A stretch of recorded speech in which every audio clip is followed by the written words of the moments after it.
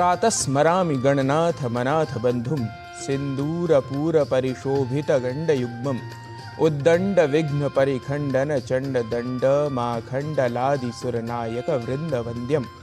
गणपति स्मरण के साथ आप सभी का स्वागत, वंदन एवं अभिनंदन सुप्रभातम कार्यक्रम में। मैं हूं आपके साथ गवीश द्विवेदी।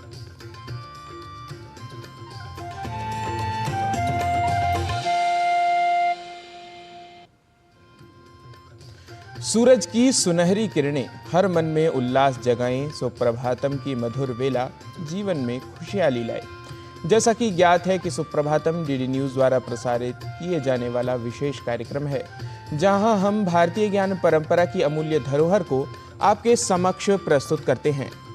पंचांग, सुभाषित, योग एवं स्वास्थ्य के प्रसंगों से आपको कराते हैं अवगत। संस्कृत पाठशाला के माध्यम से आपको उच्चारण व शुद्ध प्रयोग समझाते हैं और समयानुसार सुनाते हैं कोई प्रेरक समाचार।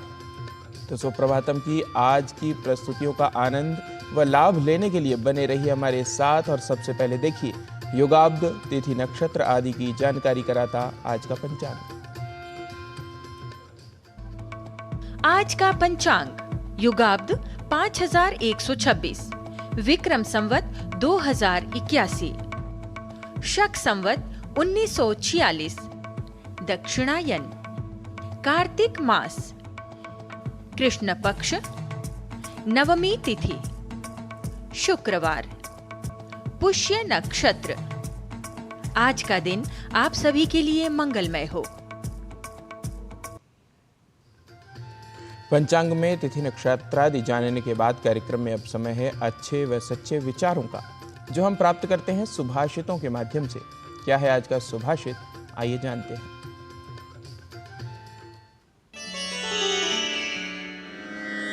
अनित्यानि शरीराणि विभवो नैव शाश्वतः नित्यं सन्निहितो मृत्युः कर्तव्यो धर्मसंग्रहः।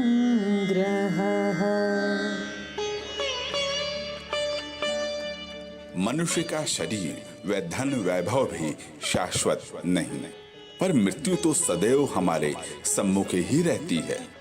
इसलिए हमारा यह कर्तव्य है कि हम मानव धर्म का परिपालन करते हुए जीवन यापन करें। Human body, wealth and splendor are never eternal, but death is ever present before us. Hence, it is our duty to live life in accordance with human values. Brihadeshwara मंदिर विश्व के प्रमुख मंदिरों में से एक है। यह मंदिर तमिलनाडु के तंजौर जिले में स्थित है। देवों के देव महादेव को समर्पित इस मंदिर के भीतर हर चीज अपने आप में अनोखी है। 1000 साल बीत जाने के बाद भी इसकी बनावट और वास्तुकला को देखकर आज भी सभी, यहाँ तक कि वैज्ञानिक भी आश्चर्यचकित हो उठते हैं। आइए जानते हैं भारतीय संस्कृति, ज्ञान एवं वास्तुकला के उत्कृष्ट उदाहरण को प्रस्तुत करते इस बृहदेश्वर मंदिर के बारे में।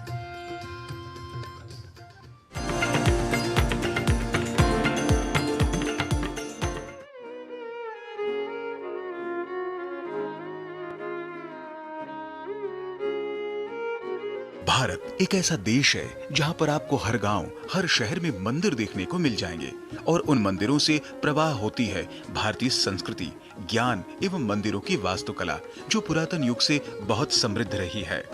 यहाँ के मंदिर अपनी वास्तुकला, अपने इतिहास और रहस्यों के लिए पूरी दुनिया में जाने जाते हैं।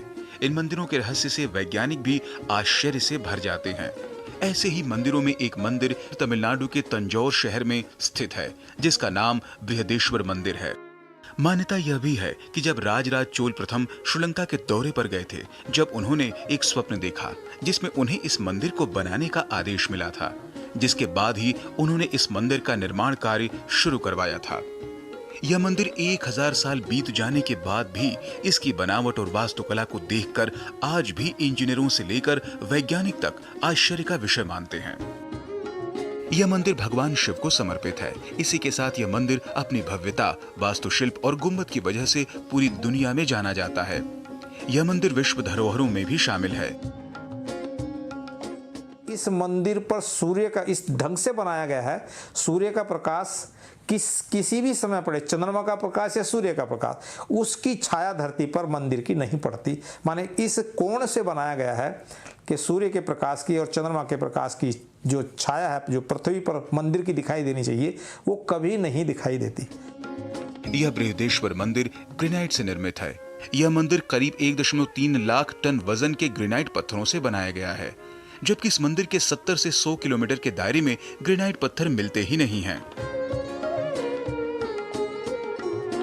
माना यह भी जाता है कि यह दुनिया का पहला ऐसा मंदिर है जो केवल ग्रेनाइट पत्थरों से निर्मित है।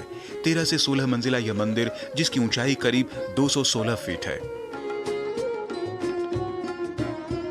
इस मंदिर का निर्माण पत्थरों को आपस में किसी केमिकल, सीमेंट या चूने से जोड़कर नहीं, बल्कि पत्थरों के खांचे काटकर उन्हें आपस में फंसाकर इसका निर्माण करवाया था, जिसको पजल या इंटरलॉकिंग तकनीक कहा जाता है।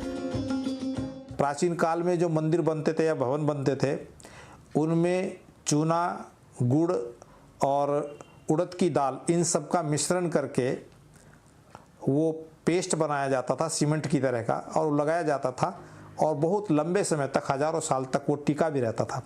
लेकिन इस मंदिर में किसी भी प्रकार की दूसरी सामग्री चिपकाने के लिए नहीं लगाई गई।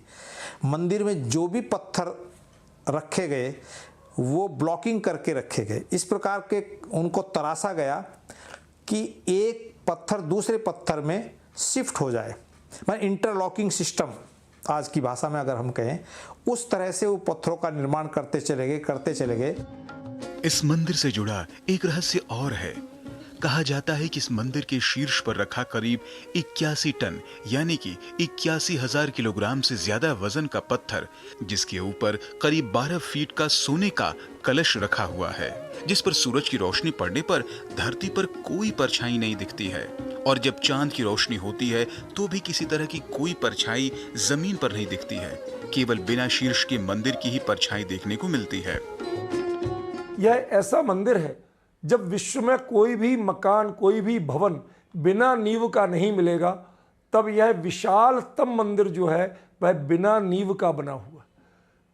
जिस समय 10वीं शताब्दी ईस्वी में, 10वीं 11वीं शताब्दी में जब संसाधन नहीं थे ज़्यादा माल ढोने के, तब 300 हाथियों को लगा के 6 किलोमीटर का कॉरिडोर बना के और 80-80 टन की विशाल ग्रेनाइट के पत्थरों को तराश के यह मंदिर बनाया गया। मंदिर की विशेषता ऐसी है कि उस क्षेत्र में 100 किलोमीटर तक कहीं ग्रेनाइट नहीं मिलता। दूर दूर से पत्थरों को ला करके, और कितनी शीघ्रता से राजा चोल ने, राजराज ने उसको बनवाया, और इसीलिए उसको राजराजेश्वर मंदिर नाम से भी पुकारा जाता है। यह मंदिर का शीर्ष एक ही पत्थर को तराश कर बनाया गया है। अब उससे भी हैरानी की बात यह है कि 88 टन वजन के इतने भारी भरकम पत्थर को इतनी ऊंचाई तक बिना क्रेन से पहुंचाना और ऐसे लगाना कि 1000 साल बाद भी वह नहीं हिले। इससे भी आश्चर्य की बात यह है कि यह विशाल मंदिर बिना किसी नींव के बना हुआ है।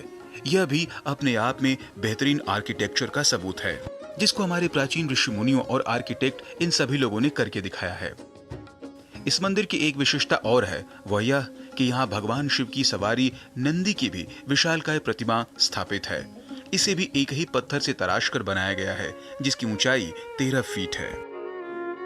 इस मंदिर में संस्कृत और तमिल भाषा में शिलालेख हैं, जिनमें आभूषणों से जुड़ी जानकारी दी गई है। उस जमाने में पेड़ पौधे फूलों के रस को निकाल करके, पत्तियों के रस को निकाल करके, जिस रंग की पत्तियां, जिस रंग के फूल होते थे, उस रसों को के आधार पर रंग बना करके वे रंग से पेंटिंग्स बनाई गई हैं। देवी देवताओं की पेंटिंग्स हैं, और वो इतने वर्षों, 1000 वर्ष के बाद भी पेंटिंग्स उसी प्रकार की दिखाई देती है। ऐसा भगवान शिव को समर्पित हमारे उस काल के राजाओं ने, हमारे देश के उस समय के कारीगरों ने, शिल्प कारीगरों ने उसका निर्माण किया है। अद्वितीय है, बहुत सुंदर है, देखने लायक है। बृहदेश्वर मंदिर को वर्ष 1987 में यूनेस्को ने अपनी विश्व धरोहरों में शामिल किया था। इस मंदिर की यह विशालता और इस अद्वितीय संरचना के चलते ही इसको वर्तमान में दक्षिण का सुमेरु पर्वत भी कहते हैं। राजमंगल पांडे के साथ जनेंद्र सिंह की रिपोर्ट, डीडी न्यूज।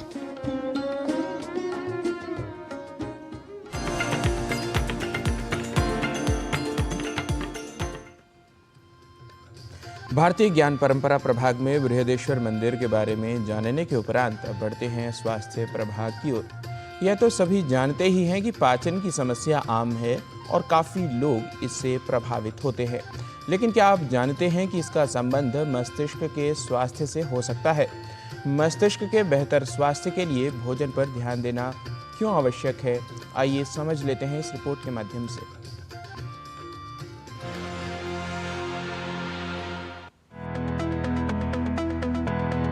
पाचन समस्याएं बेहद आम हैं और कई लोगों को प्रभावित करती हैं। कई मामलों में इनका संबंध मस्तिष्क से हो सकता है।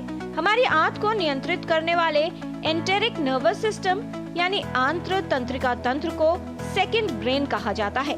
ये व्यापक नेटवर्क पाचन में सहायक होता है। कोई समस्या होने पर मस्तिष्क को सचेत करता है और मस्तिष्क के समान रसायनों और कोशिकाओं का उपयोग करता है। बेहतर स्वास्थ्य गट ब्रेन हेल्थ यानी आंत और मस्तिष्क के स्वास्थ्य पर निर्भर करता है। ब्रेन हेल्दी फूड्स, ये बहुत इम्पोर्टेंट है जानना कि कुछ खाद्य होते हैं जिनको लेने से आपकी जो ब्रेन की जो हेल्थ है वो बढ़ती है। अब ब्रेन हेल्थ क्या है? ब्रेन के बहुत सारे फंक्शंस हैं जिनसे हम अज्ञात हैं। इनमें मुख्य है सही तरीके से सोचना, समझना, हिसाब किताब करना, याद रखना, रास्ते को पहचानना, प्लानिंग करना, जज करना और कोई भी सिचुएशन को हैंडल करना। ये ब्रेन हेल्थ में आता है। ब्रेन की जो ये फंक्शंस हैं हर रोज़ की जो दिनचर्या है उसके लिए एसेंशियल है। ये बहुत ज़रूरी है कि ब्रेन का जो हेल्थ है उसके लिए हम सही खान पान लें। मस्तिष्क से निकलने वाली तंत्रिकाएं भोजन के पाचन, आमाशय और आंतों के चालन में महत्वपूर्ण भूमिका निभाती हैं। भोजन का पाचन कैसा होगा, निष्कासन की प्रक्रिया कैसे होगी, ये सभी गतिविधियां केवल पाचन तंत्र अकेले तय नहीं करता। इसके लिए मस्तिष्क का सहयोग उपयोगी होता है। मस्तिष्क और आंतों का संबंध हमारे शरीर के कई कार्यों को प्रभावित करता है।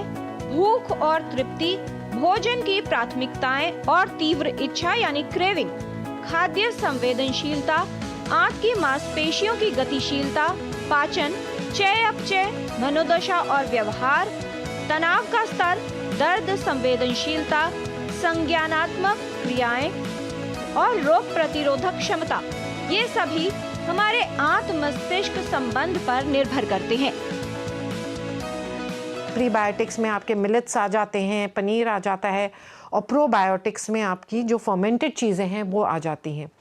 जो नट्स होते हैं मुट्ठी भर रोज खाना, स्पेशली सर्दियों में, जैसे वॉलनट्स, बादाम, पिस्ता और काजू, मुट्ठी भर खाना ये बहुत अच्छा होता है।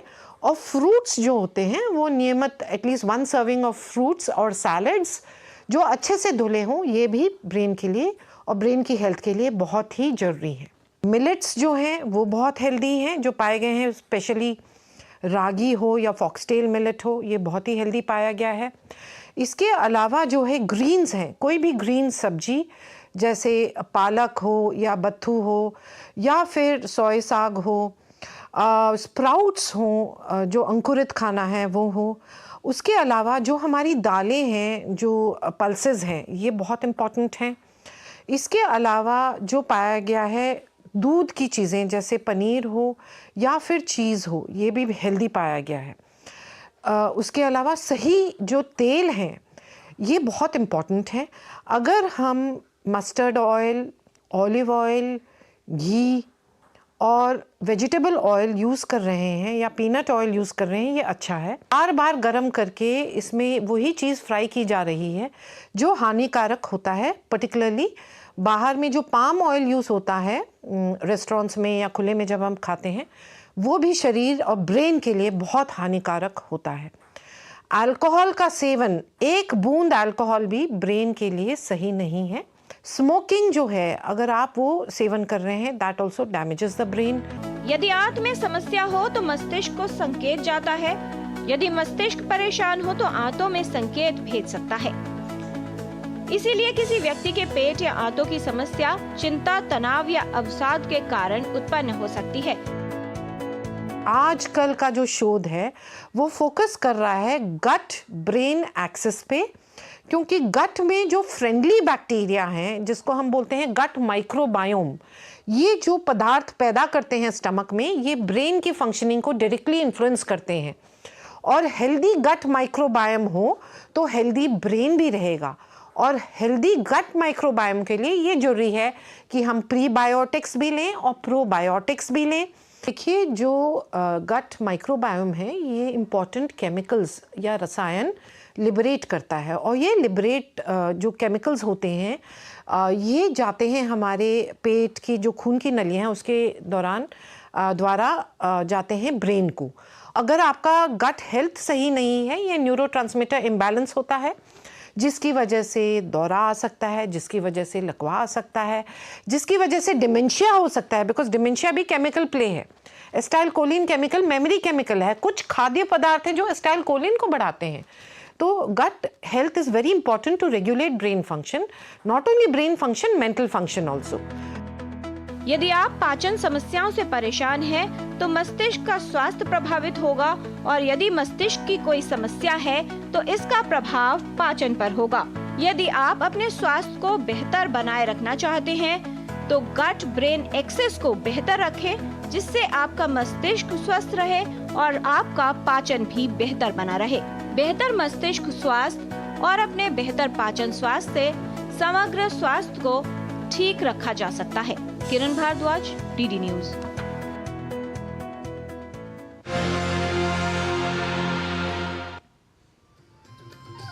और कार्यक्रम में अब समय हो चला है एक अल्प विराम का। आप कहीं न जाइए, देखते रहिए डीडी न्यूज।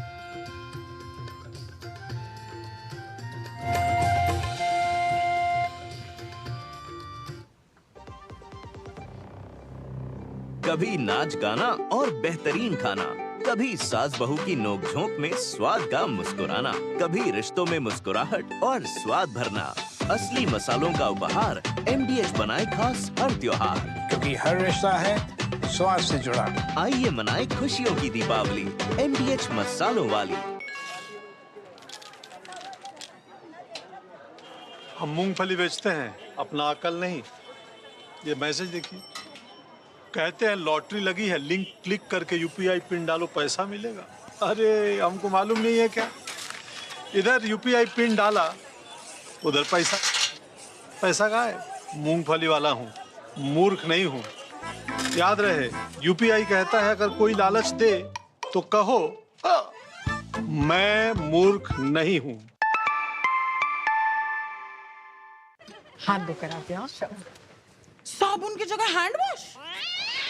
मोहन का प्रमोशन हो गया क्या? सैवलॉन हैंड वॉश तो हमारा रोज का है। सिर्फ 10 रुपए में 200 ml हैंड वॉश बनाओ। Savlon powder to gel hand wash, germ से बचाए, शान बढ़ाए। बात जब पीढ़ियों के लिए बनने वाले घर की हो तो जिम्मेदारी बड़ी हो जाती है। गैलेंट समझता है ये जिम्मेदारी। अब डबल M रिब्स के साथ गैलेंट एडवांस TMT रीबार, निर्माण का रियल हीरो।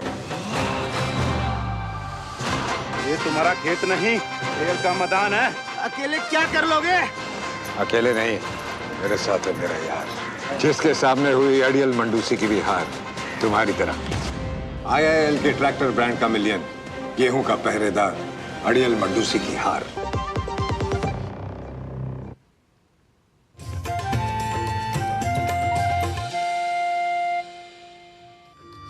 विराम के बाद आप सभी का स्वागत है सुप्रभातम कार्यक्रम में।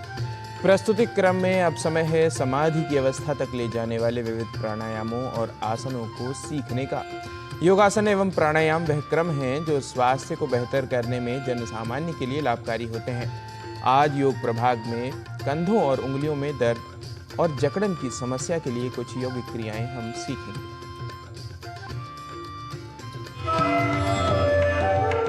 नमस्ते, मैं हूँ आचार्य प्रतिष्ठा। हम अपने हाथों से, अपनी उंगलियों से, अपने कंधों से काम तो बहुत लेते हैं, पर कभी भी इनको रिलैक्स करने के लिए या इनको विश्राम देने के लिए कुछ नहीं करते। हमें लगता है बस हम सो गए, हमारे कंधे, उंगलियां, हथेलियां, कलाई सब रिलैक्स हो जाएंगे, लेकिन सोते हुए भी आप अपने हाथों को ऐसे रखते हैं, कंधा तब भी तनाव में ही है। और कंधों की अकड़ाहट कभी कभी नीचे की तरफ भी जाने लगती है और ऊपर की तरफ भी जाने लगती है। ऊपर की तरफ जाती है तो हमें सर में दर्द, सर में भारीपन भी अनुभव होता है। हमारे हाथ बहुत मूल्यवान है और जरूरी है कि हम नियमित रूप से इनके टॉक्सिन्स को बाहर निकालें और अपनी फिंगर्स, अपनी रिस्ट और शोल्डर्स को स्वस्थ रखने के लिए हम आज सीखेंगे पवन मुक्त गतियां, यथा नाम तथा गुणा। पवन मुक्त, पवन मीन्स वायु, यानी हमारे जॉइंट्स में डिपॉजिट हुए टॉक्सिन्स, और मुक्त यानी जो रिलीज। कैसे हम इन टॉक्सिन्स को रिलीज करें, ताकि जब ये टॉक्सिन्स रिलीज होंगे तो इन अंगों पर तो आपको लाभ होगा ही होगा, इसके साथ साथ पूरे शरीर पर लाभ होगा। क्यों? क्योंकि जब टॉक्सिन्स रिमूव होंगे तो ब्लड का सर्कुलेशन पूरे शरीर में बेहतर तरीके से होगा, ऑक्सीजन का फ्लो भी पूरे शरीर में बेहतर तरीके से होगा। तो सीखते हैं बहुत सरल सी पवन मुक्त गतियां। इन प्रैक्टिसेस को या तो आप वज्रासन में बैठकर करें या फिर खड़े होकर के करें। क्रॉस लेग्ड पोजीशन में करना अवॉइड करें, क्योंकि हम कंधे की भी प्रैक्टिसेस ले रहे हैं। उंगलियों की प्रैक्टिस के लिए इस तरह से हाथों को सामने फैलाएंगे, पूरा स्ट्रेच करना, फिंगर्स को मुट्ठी टाइट बंद कर लेना। कभी अंगूठा अंदर रखें, एक बार अंगूठा बाहर रखें, और इस प्रक्रिया को आप 10 बार तक दोहराएं। हाथों को ढीला छोड़ दें। दूसरे अभ्यास में हाथों को ऐसे ही सीधा रखें, हथेलियों को अपनी तरफ खींचना ऊपर की तरफ से, नीचे ले जाना, अपनी तरफ खींचना नीचे की तरफ से। ऐसा करते समय आपको अपनी रिस्ट पर, अपनी कलाई पर कड़कड़ की आवाज भी आ सकती है, जो कि पूरी तरह से नॉर्मल है। हाथों को ढीला छोड़ दें 10 बार ऐसा करने के बाद। मुट्ठी को बंद करेंगे और चक्राकार मूवमेंट अपनी कलाई को देंगे क्लॉकवाइज और फिर एंटी क्लॉकवाइज 10 बार ऐसा करें। फिर से हाथों को ढीला छोड़ दें और अंत में इनको थोड़ी देर तक इस तरह से हिलाएं, ताकि कोई भी तनाव हो वो दूर हो जाए।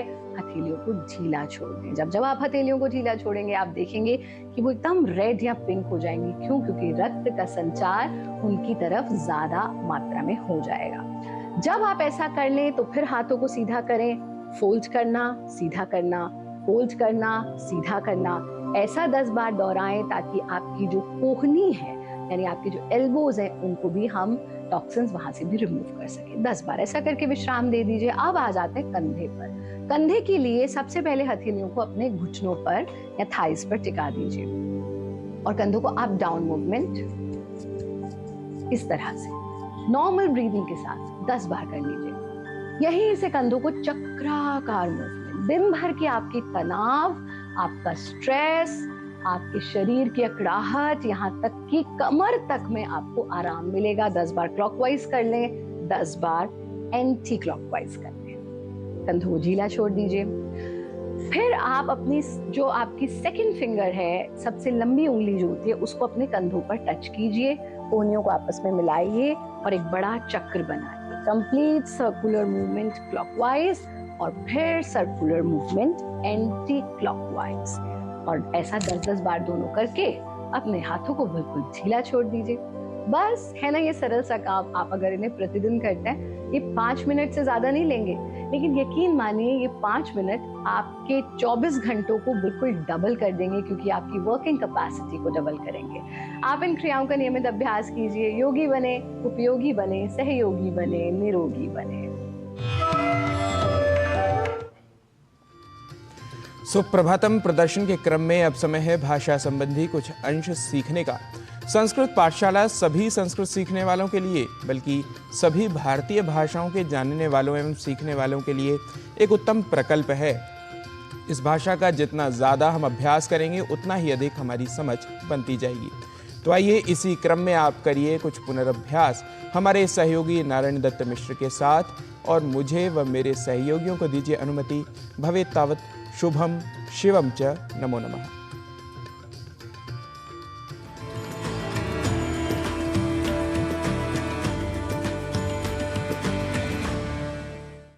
नमो नमः। संस्कृत पाठशालायां सर्वेषामस्तु स्वागतम्। अहमस्मि नारायण दत्त मिश्रः। संस्कृत की पाठशाला में हम इन दिनों बात कर रहे हैं शब्दों के शुद्ध उच्चारण और शुद्ध लेखन के बारे में। आपको याद ही होगा कि हमने आपको पहले ही शुद्धता और अशुद्धता के कई उदाहरणों के क्रम में बताया है कि कैसे महत्व, तत्व, सत्व आदि शब्दों में एक ता अतिरिक्त रूप से हटा लेने का इन दिनों प्रचलन हो गया है, जिससे संस्कृत के प्रयोक्ता भी प्रभावित हो गए हैं। अर्थात महत्व, तत्व, सत्व आदि शब्दों का अशुद्ध प्रयोग हम में से कई लोग संस्कृत में भी कर जाया करते हैं।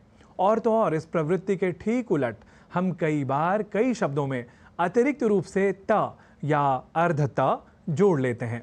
जैसे अस्तित्व को अस्तित्व, व्यक्तित्व को व्यक्तित्व, उत्तरदायित्व को उत्तरदायित्व इस रूप में लिखना और उच्चारण करना इसी त अक्षर को अतिरिक्त रूप से जोड़ देने की दुष्प्रवृत्ति के बारे में बताता है। और अब इसी अतिरिक्त रूप से त इस अक्षर को जोड़ने की दुष्प्रवृत्ति को हम दंपति इस शुद्ध और मानक शब्द के कुछ अशुद्ध प्रयोगों को देखकर समझ सकते हैं। दंपति इस शब्द को लिखने और उच्चारण के क्रम में लोग दंपत्ति या दंपत्ति जैसे प्रयोग कर दिया करते हैं। और ऐसा इसलिए भी लोग शीघ्रतावश या अनवधानवश कर दिया करते हैं क्योंकि लोग शब्द साम्य को ध्यान में रख लेते हैं। इसलिए ही संपत्ति, आपत्ति, विपत्ति जैसे शब्दों के समानांतर दंपत्ति का अशुद्ध लेखन और उच्चारण कर दिया जाता है। तो हमें यह ध्यान रखना है कि जब भी हम दंपति शब्द का प्रयोग करें तो इसके अर्थ को याद रखें, तो हम स्वयं इस शब्द के अशुद्ध उच्चारण और लेखन से स्वयं को दूर रख सकेंगे। वस्तुतः जाया अर्थात भार्या और पति इन दो शब्दों का ही एकीकृत स्वरूप है दंपति, जहां जाया इस शब्द का जब दम यह निपातन या विशेष नियमन होता है तब शब्द बनता है दंपति। वैसे यहाँ यह भी जान लेना चाहिए कि जाया इस शब्द का एक और भी निपातन या विशेष नियमन होता है, वह है जम, तब शब्द बनता है जमपति। और हाँ, दंपति या जमपति नहीं बल्कि दंपति या जमपति ही। हालांकि हम हिंदी में दंपति शब्द का ही अधिक प्रयोग कर लिया करते हैं क्योंकि यह शब्द प्रकृति से ही द्विवचन वाला है, इसलिए ऐसा होता है। आइए एक उदाहरण भी देख लेते हैं जहां दंपति शब्द का प्रयोग हमें दिखता है। तौ दंपति वसिष्ठस्य गुरोर्जगमतुराश्रमम्। वैसे संपत्ति, आपत्ति, विपत्ति जैसे शब्दों के समानांतर एक और भी शब्द को रखा जाता है, वह है उन्नति। पर हम में से कई लोग उन्नति को उन्नति या उन्नति आदि लिख और बोल दिया करते हैं, पर शुद्ध शब्द उन्नति ही है, यह ध्यान रखा जाना चाहिए। तो आज की संस्कृत की पाठशाला में इतना ही। संस्कृत पाठशाला की अगली कक्षा में लौटेंगे हम किसी अन्य विषय को लेकर। तब तक के लिए मुझे दीजिए अनुमति। नमो नमः।